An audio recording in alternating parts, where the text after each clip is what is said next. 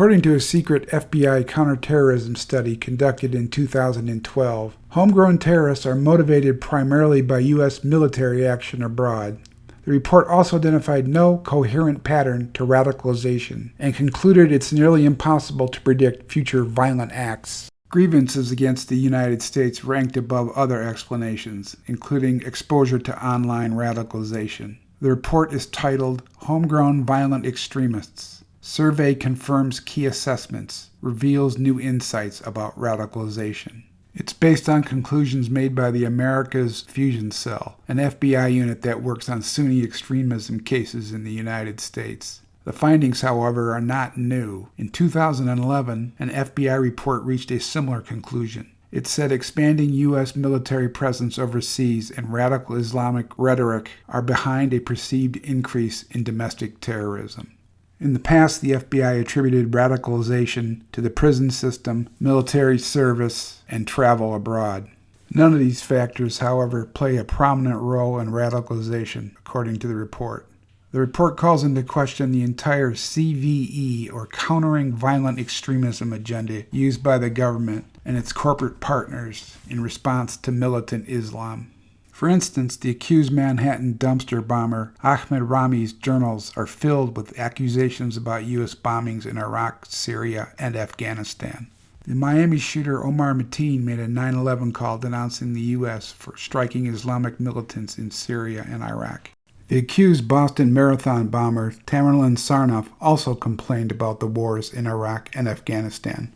The FBI's undercover operatives often tap into this frustration and anger when the agency orchestrates fake terror plots. A Human Rights Watch and Columbia Law School Human Rights Institute report explains how the agency orchestrates terror plots using operatives and informants. The report says more than 500 individuals have been prosecuted in U.S. federal courts for terrorism or related offenses since 9/11. That's 40 cases per year on average. Undercover operatives working in tandem with the FBI are responsible for half those cases. The Human Rights Watch report found that only 4 high-profile domestic terrorism cases over the last 10 years didn't include some form of FBI entrapment. The report closely examined 27 federal terrorism cases and discovered the government has gone after defenseless individuals, some with mental disabilities and others who are extremely poor. I believe that what we are seeing today with the FBI surveillance and the FBI allowing for agent provocateurs to enter into Muslim communities is the same thing that happened in the 60s with a lot of the black nationalist organizations. Many of the men that are being prosecuted for committing an act of terrorism or conspiracy to commit an act of terrorism are like Muhammad. They aspired to commit some sort of act of terrorism. They said hateful and odious things, but on their own, they never had the capacity to commit an act of terrorism. It was the FBI informant or it was the FBI undercover agent who provided the bomb and all of the logistical means they needed to commit their crime. In a post-9/11 America, hundreds of Muslims have been arrested, prosecuted, and imprisoned for attempting to carry out terrorist attacks. However, this study just released finds that the U.S. government has played a major role in orchestrating most of those so-called terror plots in order to exaggerate the domestic threat of Muslim extremism.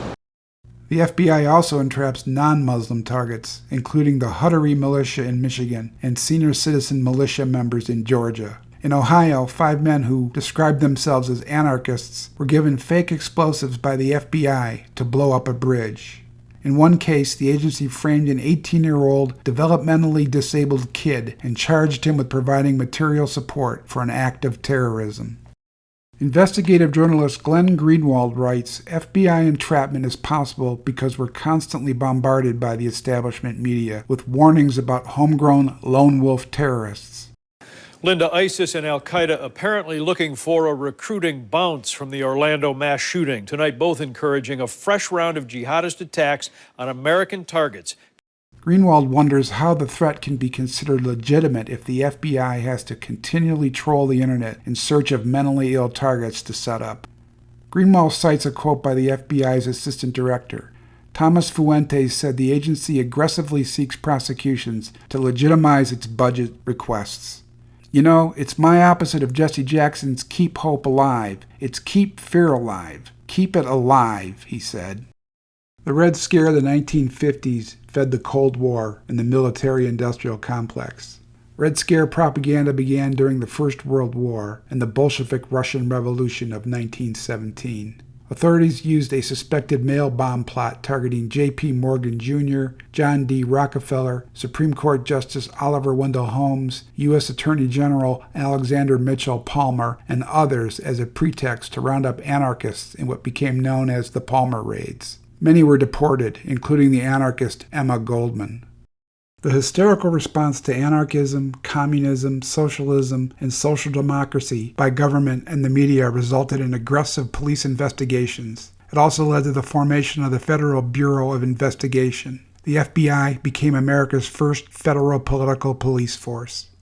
In 1949, a new wave of fear swept the nation as the United States geared up for the Cold War. Fear of communism reached a fever pitch during the investigations led by Senator Joseph McCarthy, the namesake of McCarthyism. The Soviet Union's hydrogen bomb test and Communist China's establishment of the People's Republic and later Chinese intervention in the Korean War fed anti-communist propaganda and hysteria in the United States. Cold War propaganda had a profound effect on government and society. Federal employees were analyzed to determine whether they were sufficiently loyal to the government. The House Un-American Activities Committee launched a massive campaign to root out suspected communists, most notably in Hollywood. FBI Director J. Edgar Hoover equated any kind of protest with communist subversion, including the civil rights demonstrations led by Martin Luther King Jr. The FBI began the widespread use of wiretaps, surveillance, and infiltration of political groups. Investigations in the 1970s revealed the FBI's Operation COINTELPRO, or Counterintelligence Program. In addition to siphoning money into a covert war against domestic enemies, the government was spending nearly $3 billion a year on military expenditures.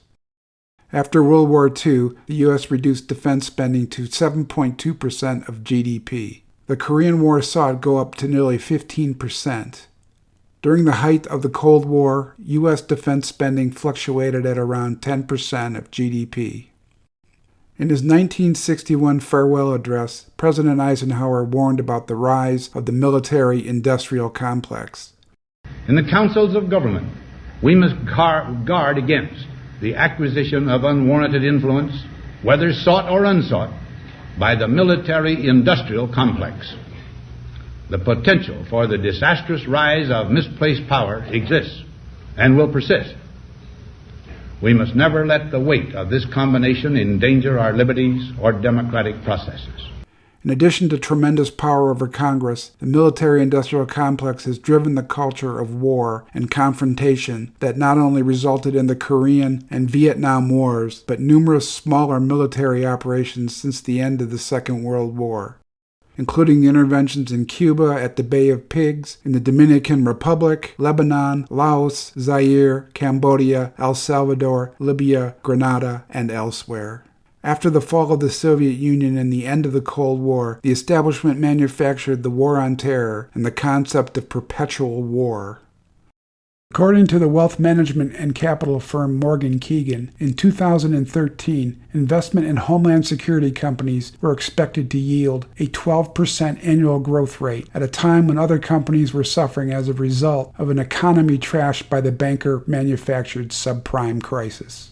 The military-industrial complex has become the military-industrial surveillance complex. In addition to cranking out munitions and new machines of war like the Predator drone, Cold War version 2 has excelled at producing new technologies used by the National Security Agency, the Department of Homeland Security, the FBI, and even local police.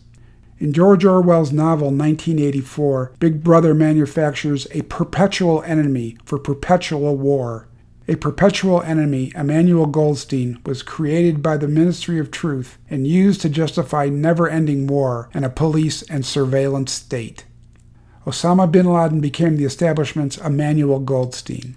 Although bin Laden and Iraqi dictator Saddam Hussein never posed an existential threat to the United States, the government and its propaganda media have continued to push a fictional threat for more than a decade and a half. The ruse was supplemented by ISIS, later known as the Islamic State.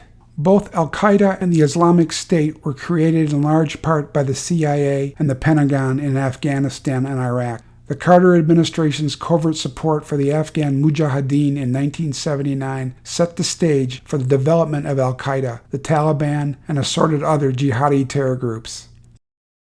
The Islamic State can be traced back to a Pentagon psyop during the occupation of Iraq. Its creation is attributed to Abu Musab al-Zakari, a character who is almost as fictional as Orwell's Emmanuel Goldstein. Hillary Clinton's role in the bloody overthrow of Libya and the arming of the Syrian jihadis is spelled out clearly in the WikiLeaks email dumps. Under Clinton, Obama's State Department did its best to ensure profit for Boeing, Lockheed Martin, Raytheon, and a host of other military contractors like former Vice President Dick Cheney's Halliburton. In America, a whole industry of surveillance and intelligence has grown up in the shadow of the NSA. 70% of the entire U.S. intelligence budget is spent on hiring private contractors. The surveillance side of the military-industrial complex not only provides intelligence for the state, but also the financial elite. In 2010, it was reported the NSA shares intelligence with Wall Street banks. State fusion centers are hybrids of military, intelligence agency, police, and private corporations. They're run by the Justice Department and the Department of Homeland Security. In 2012, the Senate Permanent Subcommittee on Investigations reported fusion centers spy on citizens and produce shoddy work. The war on Islam is designed to be a perfect war that will never end. The state and its private sector collaborators continue to manufacture fake terror plots and whip up hysteria.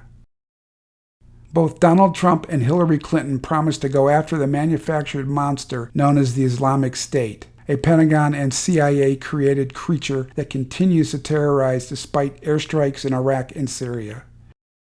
In addition to killing and terrorizing innocent civilians, the U.S. airstrikes cost the American taxpayer about $11 million a day. The U.S. has spent around $5 billion since 2014.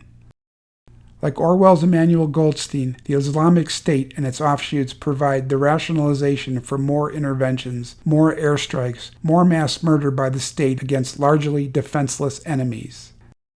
The FBI study offers evidence deranged individuals will continue to act out like Omar Mateen did in Miami.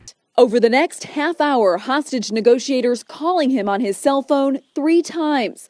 One call lasting 16 minutes. You could hear him saying that the reason why he's doing this is because he wants America to stop bombing his country. Terror attacks on innocents by mentally ill people who say they're inspired by the Islamic State provide the rationale for more intervention abroad and a police state at home.